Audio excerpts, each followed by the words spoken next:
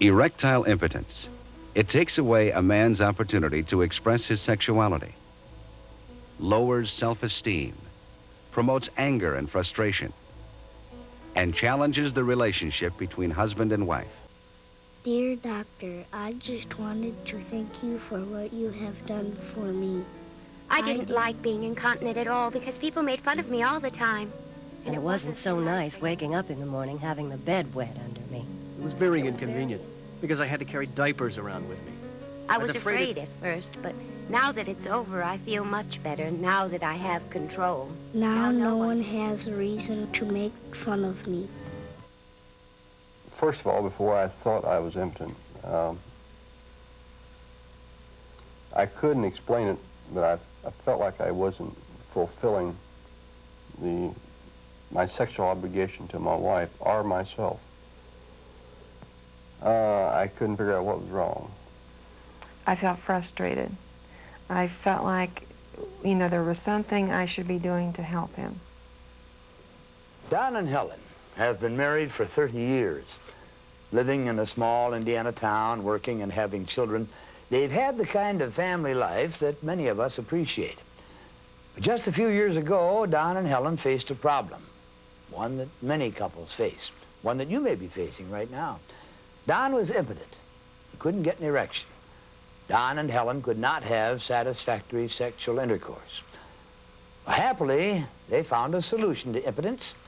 A urologist, a doctor who specializes in treating impotence, implanted a medical device called a prosthesis in Don's penis. Now again, Don can get erections. Don and Helen can have very nearly normal intercourse. It's brought us closer together. It's brought my manhood back, for one. And from that start on, it has changed my life back to where it should be, at work, at home, and at play.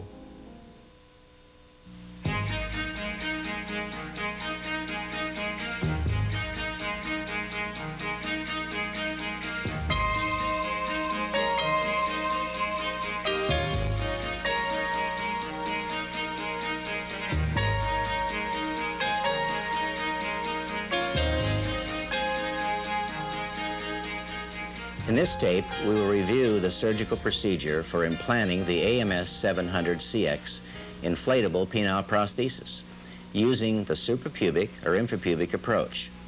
I prefer this method because it involves no blind dissection, and it is the technique that is most familiar to me.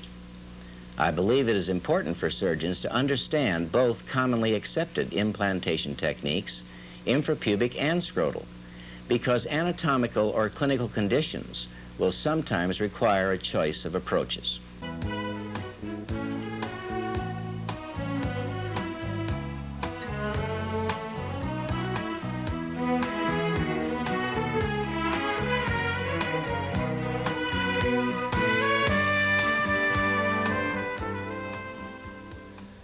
Every year, more than 350,000 men have surgery on their prostate gland. Some men lose the ability to control their bladder as a result of this surgery.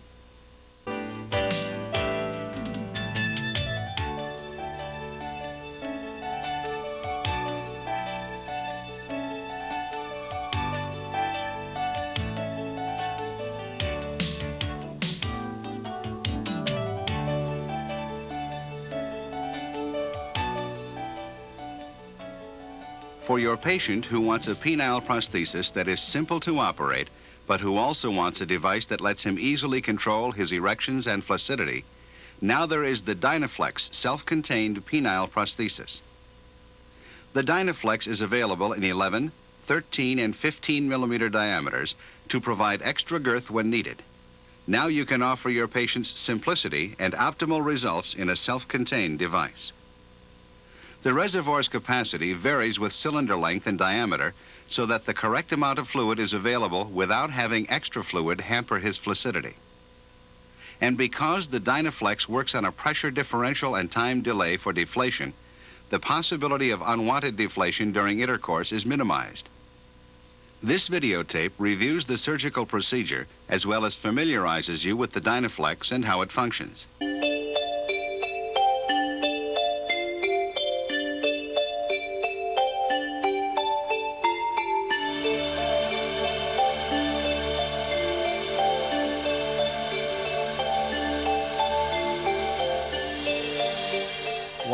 why do people have sex? Is a question I ask all my groups. And again, the range of responses is tremendous. It could be for love or to show affection, or for money, for drugs, to keep warm, because you're bored, exercise, wherever it's going to be. And of course those change, depends on the person, depending on the age of the people involved, on the situation. But bottom line, it's never, ever to get sick.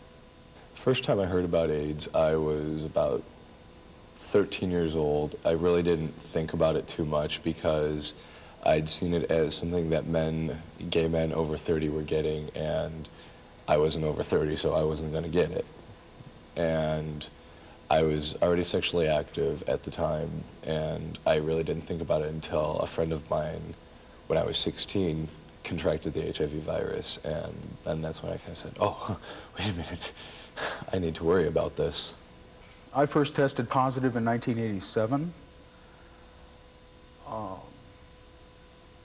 I guess that was a very depressing period of my life. It was a time of a lot of panic and fear, because at that time the understanding that I had was that it was a death sentence. I know I got it from the first person I ever had sex with. I am gay. I was with him for 2 years. I got it from him. And I had unprotected sex with multiple partners. It was real difficult at the time because, you know, I had known him for a while. Me and him had hung out for the last couple of years, 2-3 years. And, you know, off and on when he was in town. And when he came back into town and I found this out, it was just a really difficult thing to hear about. And it was like when he left town this last time, there was a lot of tears and a lot of big hugs and a lot of, you know, don't leave, man, I don't want to lose you. He's a really close friend. Liquid nitrogen is the material that cryopreserves your biological material for long-term storage.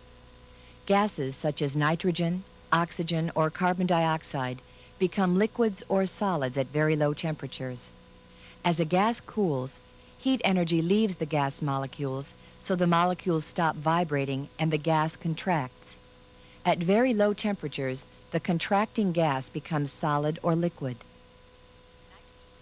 I remember how BPH compromised my life. My prostate gland enlarged to the point where I had difficulty urinating. Benign prostatic hyperplasia. The B in BPH stands for benign, which means not cancerous. Actually, I was relieved to learn my condition wasn't life-threatening. The P in BPH stands for prostatic, which means in the prostate. The prostate is a gland that surrounds my urethra just below my bladder. The urethra is a tube that carries urine from my bladder out of my body. You'll see that later in this videotape. If the prostate becomes too large, the urethra's diameter becomes too small, so urinating becomes difficult. The H in BPH stands for hyperplasia. Hyperplasia is the condition in which the prostate gland grows too large. Benign prostatic hyperplasia, BPH. I'll tell you, those 3 little letters, BPH, upset me. Benign prostatic hyperplasia compromised my lifestyle terribly. I'd never had so much trouble with a medical problem in my life. I'd lie awake waiting to urinate. Then I'd have to get up several times during the night. People told me I looked tired, and I was upset too. When the problem took control of my life, I knew I had to find an answer. I was lucky. I was able to receive the medical treatment you are considering now. It uses hot water to shrink the prostate gland, and it is called WIT, short for water-induced thermotherapy.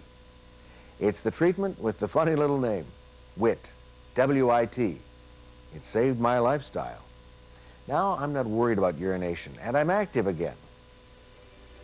I'm not worried about BPH, thanks to WIT.